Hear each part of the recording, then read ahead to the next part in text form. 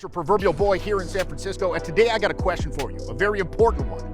Why is it that you've been studying this for years, yet you still suck at it?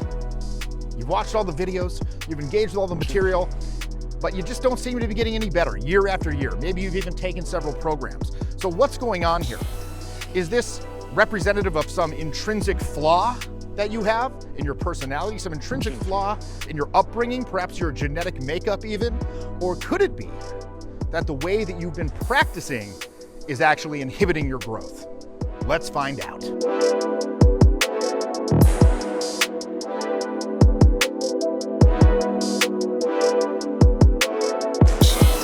So first off, I got some good news, and the good news is as follows. There's nothing inherently wrong with you. Okay, and I can tell you this from experience because I've seen people from all walks of life, all backgrounds, black, white, candy stripe, tall, short, handicap, whatever, all situations dramatically transform. But I think the issue that lies at the heart of all this is the fact that there's actually a huge difference, right? This is a fact. There's a huge difference between knowledge and knowing, right? Knowledge is essentially book learning. Right? So, okay, I've got this, I've acquired this information, but this doesn't actually translate to actual skill. It doesn't translate to that intrinsic understanding that actually gets results, right? For example, you can't really read a book about karate and expect to translate that knowledge into performing actual offensive and defensive moves dynamically in a high pressure, critical situation. That's just not how it works. So there's a huge difference between knowledge and knowing. So take, for example, a very common issue that I see in clients that we call SAD face. Okay, and this is actually an acronym, SAD, SAD face. So serious, anxious, deadpan. You'll see these guys go up and their facial expression is what we call sad face. They go up and they're attempting to interact with people and their face just looks very serious, right? This interaction is serious business. Right? Then there's a lot of anxiety underlying that facial expression, right? Oh golly, I hope it works. Oh golly, I hope it works out for me, right? And then deadpan, what I don't show can't hurt me, right? Serious, anxious, deadpan, sad face. And we'll very often tell these guys, I'll be like, look, these students, I'll be like, look, when you're going up, you've got this sort of deadpan, cadenced facial expression where there's nothing in your eye movement or your focus process that's relaying any sort of information about what's going on behind the eyes inside the mind. And that's a very bad thing. When you go up and you have this sort of like dead cadence stare, and I'll tell them, it's very important that when you go talk to people, you look them in the eye. You stand in front of them, you look them in the eye. And they'll often say, well, won't that seem creepy? Won't that seem creepy?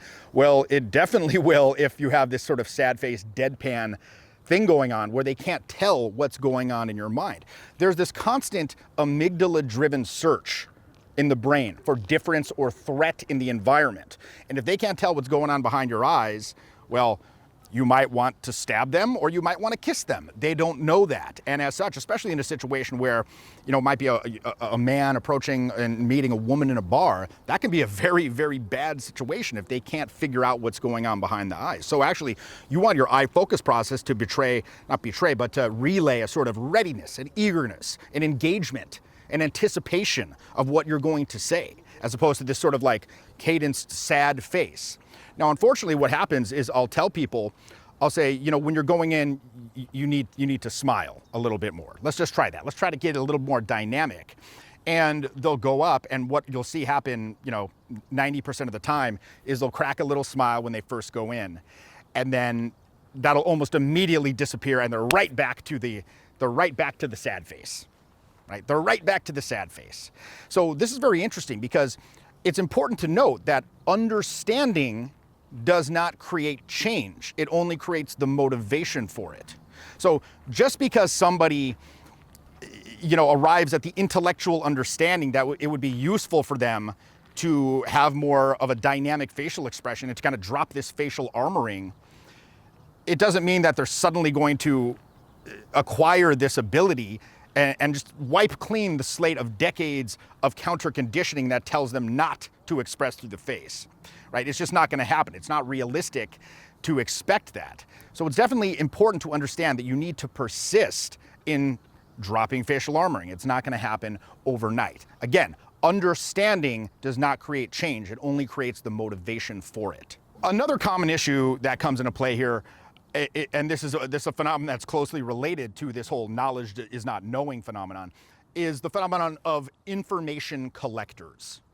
And very often you'll see somebody who's been engaging, as I said at the top of the video, engaging with this type of material for many years. At the beginning of my live programs, I always do this sort of pre-brief, this sort of meet and greet, just to get to know you, see what your goals are, how long you've been involved with this stuff.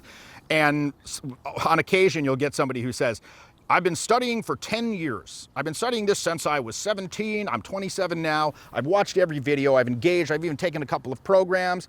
I'm like, oh, okay, so you must have a lot of experience going out and meeting people. And then these same people will say, oh, no, not really. I've just been studying it. I haven't actually gone out and applied it. This is going to be my first time. And whenever I hear this, I'm like, okay, cool. But like internally, there's a massive groan internally. Why? Because these individuals, they tend to have certain issues that come into play when we actually go out. So for example, what usually happens is they've acquired all of this theory and then they're trying to shoehorn theory onto reality. They're trying to graft theory, or at least very important, their understanding of the theory onto reality, as opposed to letting reality sort of be illuminated by the theory, right? So what does this mean? Just to give an example, I might go out there and I'll do a demonstration, because when we're doing the live and field coachings, that's a big part of it. Demonstration. Okay, here's how to do it. Here's what it looks like. Here's what it feels like. So you can get that sort of four-dimensional emotional experience in, real time, in meat space, so to speak. Those intangibles that you cannot get from the book learning. So I'll go up and I'll do some interaction. It'll go very well. They're delighted to see me. Perhaps we even share a tender kiss in the night or something like that. And then I'll go back to this, look, all right, did you see what happened there?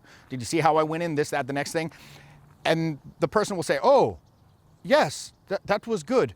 But doesn't the theory say that herpa-da-derpa-da-dee, like some theory, the qualification, didn't you not do the derp? I'm like, well, okay, yes, I've heard that theory. I'm familiar with that, obviously. But in this particular instance, given the context and the situation, it wasn't, that wasn't really applicable in the sense that you're thinking here.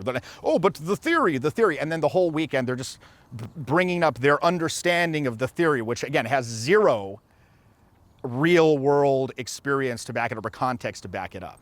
So usually these information collectors are at a disadvantage when they finally decide to take action. So if you're hearing this and you're like, I'm a bit of an information collector myself, I would encourage you to stop that, stop collecting more information, and begin taking action to see where the theory comes from, right? And the sooner you actually make that step, the less of a disadvantage you're going to be at when you actually decide to do it. Right? So these are people who, they ingest all of this information about various techniques, but they don't know how to deliver these techniques in a compelling way, right? Look, we've all heard that cliche, 90% of communication is nonverbal. Yet, at the same time, these people, they tend to focus almost entirely on that 10%. Right? That's where their focus is. They focus on the 10% that constitutes the actual verbal content of the words. And I think in large part, that's a result of, societal conditioning, our education system, which is largely focused on science, which is great. It's very successful. Science, rationalism, empiricism, and there's not a lot of focus on those kind of intangibles or soft data or emotions or feeling or vibe, so to speak, that constitutes that 90% of nonverbal communication. And I think that's, honestly, that's a huge failure in our educational system. Now, complicating things even further is the fact that charisma and conversational skill, historically, it really hasn't had a clear vocabulary for talking about the issues surrounding the technique. So you can understand technique. You can go up and you can recite verbatim what you hear the instructor say, or you heard somebody who is very charming say. But if you don't have that ability to create a good vibe, quote unquote, a good feeling, a good emotional feeling by means of that 90% of nonverbal communication, again, facial expressions and eye contact, vocal tonality, body language, you're not going to even get them to pay attention to you, right? And traditionally I've said that they're kind of like a piece of furniture. They're just sitting there they'll go up, they'll deliver some line, maybe the person will smile or giggle a little bit, but then they just kind of sit there and then go to the interview style questions. Now look, even interview style questions can be delivered in a compelling way if you understand that other 90%. But again, typically there hasn't really been a lot of clear instruction. There hasn't been a clear vocabulary for describing what vibe consists of and how to exercise that. You know, even with experienced teachers, and I've been guilty of this myself, the feedback is very often subjective and kind of vague. And all this does is intensify the judgmental burden on the student, right? You'll hear things from instructors like, oh, you know, I want to see more feeling, more emotional color, be more present, be more vulnerable, be more expressive. You seem kind of stifled, this, that, and the next thing. And all this does, it just makes the student feel judged, yet at the same time, they're not being given any clear descriptive means of making the desired change. You know, on a live instruction program where you're actually doing social interaction, it's even more difficult because very often you're having to tell them what you're doing is wrong. You're doing it wrong. Like, I see what you're doing here, that's wrong. Do it a different way. And this triggers a lot of defensiveness in the client, right? And defensiveness is a huge part of our culture. It's a huge part of our culture. It's one of the so-called negative social conditionings, right up there with judgmentalism, negativism, self-deceit, abdication of responsibility, et cetera, et cetera. But the thing is, what you got to understand is the greater the defensiveness, the less the learning. And rationalization and justification are the main tools of defensiveness. It's part of the human condition. These things exist, and then your mind tries to justify their existence in this cycle, and it just reinforces itself. So my goal, my mission, my calling, if you will, is I want to change the way that these criticisms are verbalized. And I want to get very, very specific in order to make, you know, those descriptions more accurate and thereby make change and growth available to people. Now, ultimately, the process of learning, you know, any skill, whether it's basketball, shooting a basketball, playing the guitar, whatever, is to get to that place of unconscious competence. Now, you might have heard of this. There's 4 quadrants of competence. You know, first you have unconscious incompetence where you suck and you have no idea that you suck. Then you got conscious incompetence where you're aware of it, you begin making changes. Then you get to conscious competence where you can do it as long as you're paying attention in the moment and kind of monitoring it very carefully. And then ultimately you get to that place of unconscious competence where it's just kind of at your fingertips. Right, like driving a car for most people. When you first started when you were 16, it was very complicated. Oh, there's the turn signal, there's the clutch, there's this, that, the next thing. Now you can, you know, check your text messages while you drive, which you shouldn't do, very, very dangerous. But you get to that point of unconscious competence. And if you want to hit the so-called flow state, where, you know, you're achieving this sort of effortless gold that's coming out of your mouth, this effortless performance that's objectively better than what you would typically be able to do. Part of that is having a familiarity with technique that's great enough that it requires little of the intellect's conscious attention. So to get to that place of unconscious competence, it involves an etching of neural pathways. Now, how do you actually etch a neural pathway? Well, from a neuroscience standpoint, this involves something called myelin sheathing, right? Myelin is an insulating layer that forms around nerves in the brain and spinal cord that's formed of, you know, various proteins and stuff. And what this myelin sheath does, it allows electrical impulses to transmit very quickly and efficiently along those nerve cells. So in other words, the more myelin sheathing you have around, you know, a particular action or skill that you've been doing again and again, the more you're going to have that skill at your fingertips. And it becomes that ingrained and unconscious competence. So what's the problem here? Well, one problem is our current pathways might be reinforcing bad habits. So whether you're in a state of extreme tension entanglement or not, these repressive habits are to some degree a conditioned part of us all. And if you add in the volatility of human interaction to that, those entanglements will be activated. So as an example of a typical interference pattern, you know, like what are you talking about? What's an interference pattern? Well, just to give you an example of the mechanism at play here. Basically, you might be out meeting people, and anytime your mind senses an impulse that you have to express yourself, and it feels that that impulse is going to be somehow endangering to you, your mind's going to call the body into play to modify or block that flow. Now, when we're talking about a sense of danger, what's the sense of danger? The sense of danger can involve any communication that your mind feels is inappropriate, right? Oh, this would be too emotional. This would be too silly. This would be too pushy. This would be too strong. This would be too aggressive. So since this judgmental conditioning is for the most part unconscious, right? It's not some conscious thing that's happening.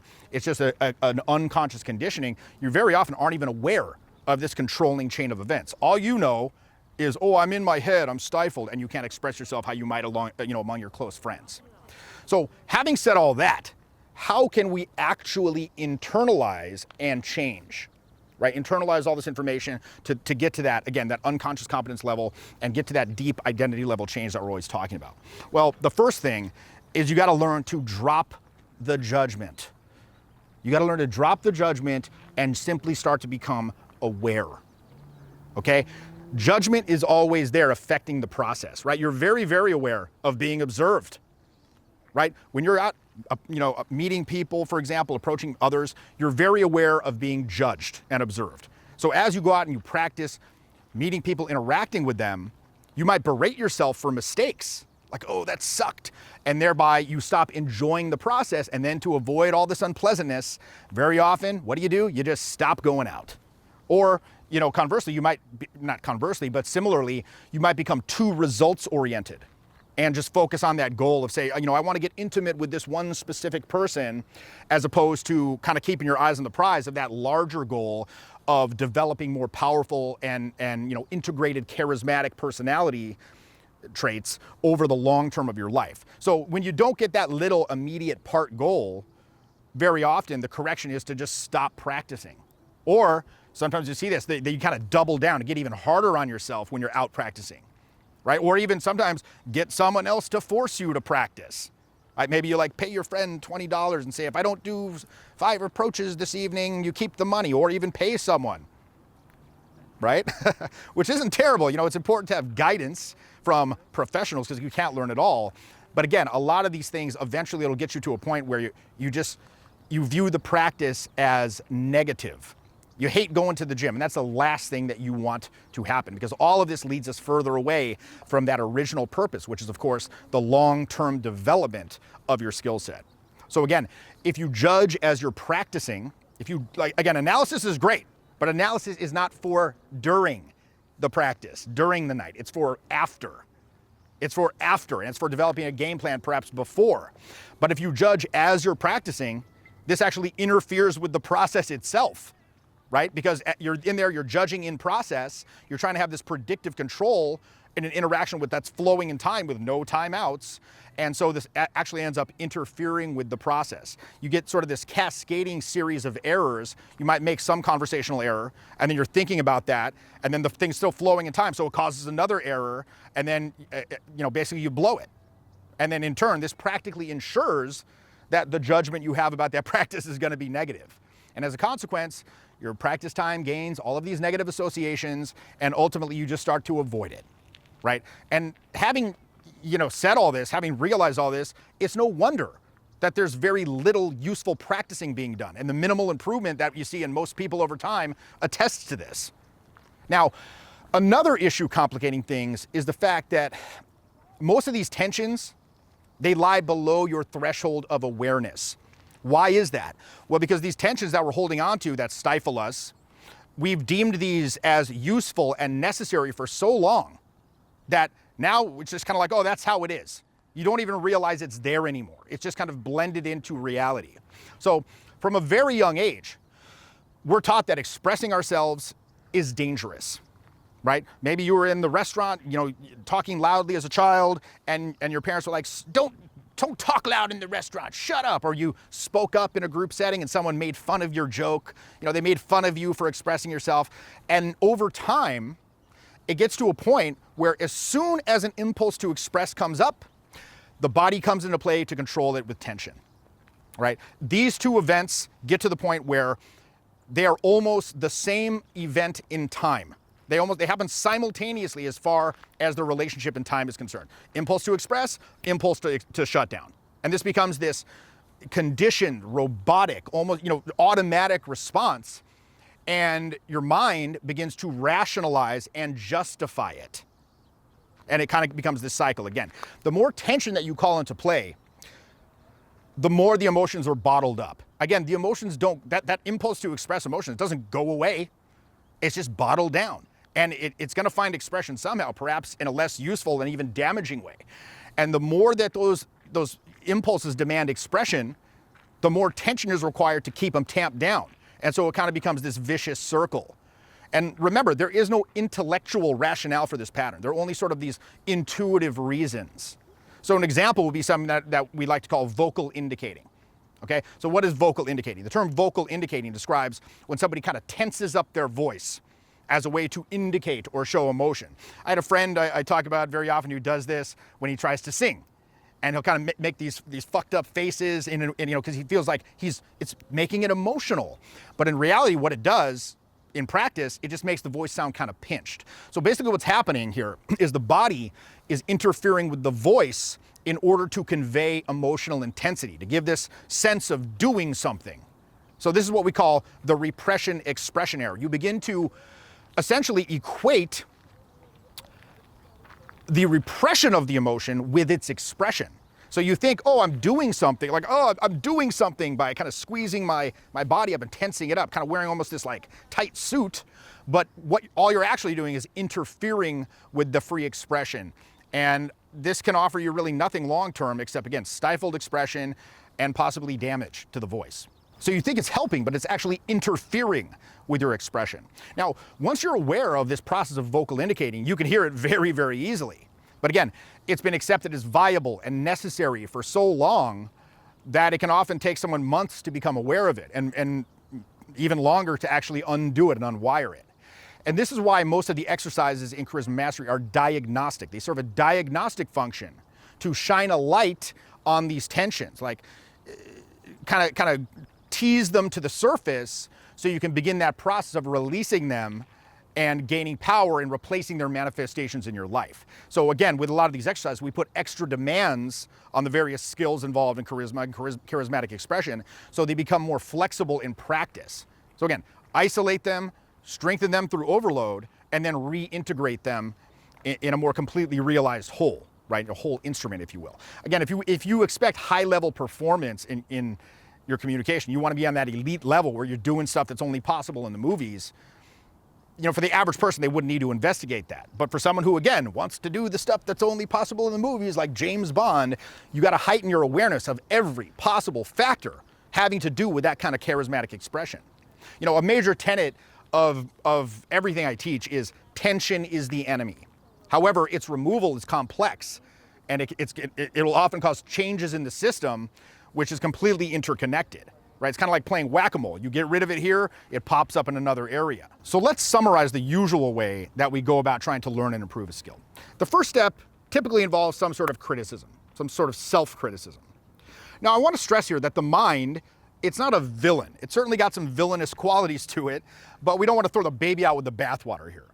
Right? Your intellect, it can observe, it can decide, it can analyze, it can make creative decisions in the moment, but it can also judge.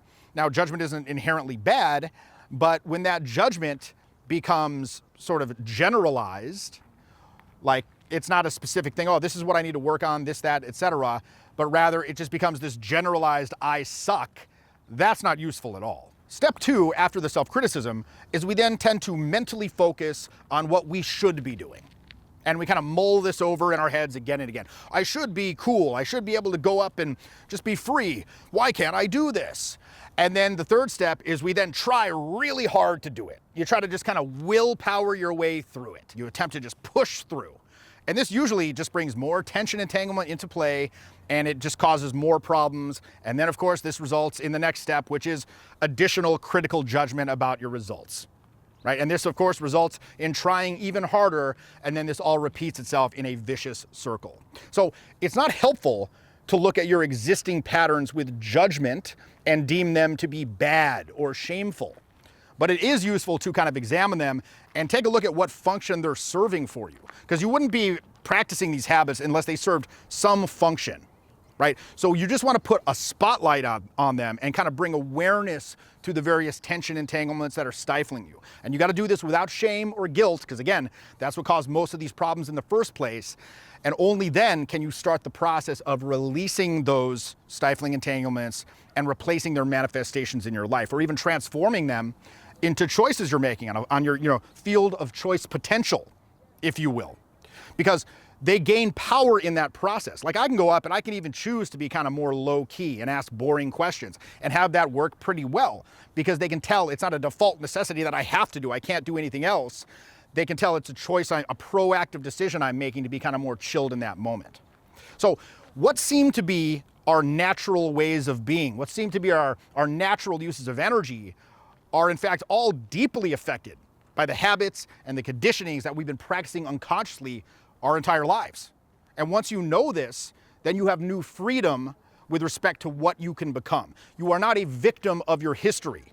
You can actually start practicing new patterns of your own choosing, and you can actually take charge of the development of your own interpersonal expressive power, right? Don't try to fight old habits, create new ones, right? Create new ones that are incompatible with the old ones. That's how I did it. That's how my best students did it.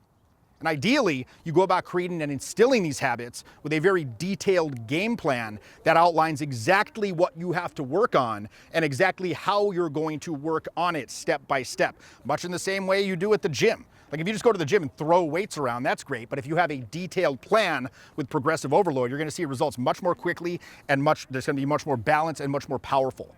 Now, it's also massively key to look for mentors and professionals who specialize in whatever area you're trying to improve in, right? So you don't run into dead ends. You don't bang your head against the wall, right? Understand your time is valuable. Don't be arrogant.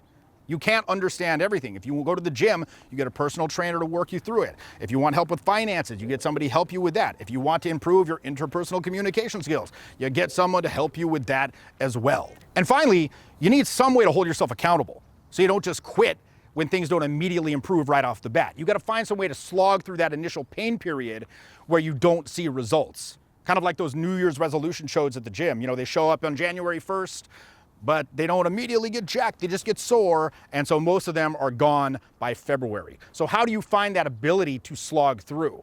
Well, you either get some sort of personal emotional leverage on yourself, or maybe you get an accountability group to hold you accountable, or ideally you do both.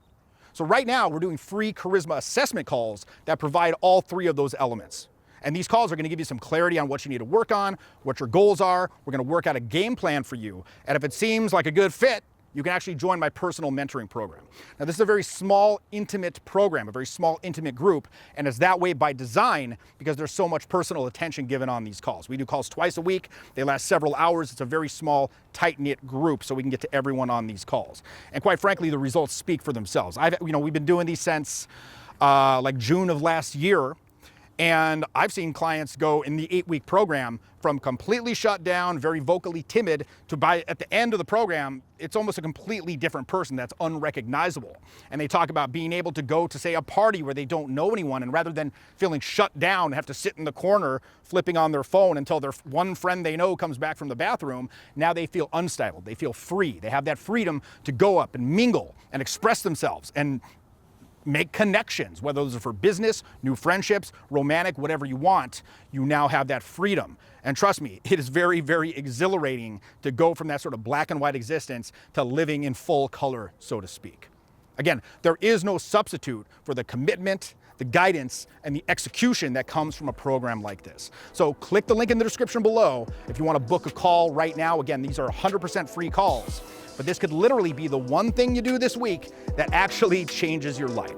So hit the link below, and I'll see you on the call. The course has been life-changing. Life-changing is the word. I feel like communicating is the key to life, right? With this kind of stuff, you can become a master. You can become a top echelon speaker, communicator. One of the awesomest experiences of my life. And I've been rebuilding this awesome, cool new relationship with my family. And I am very thankful for this program.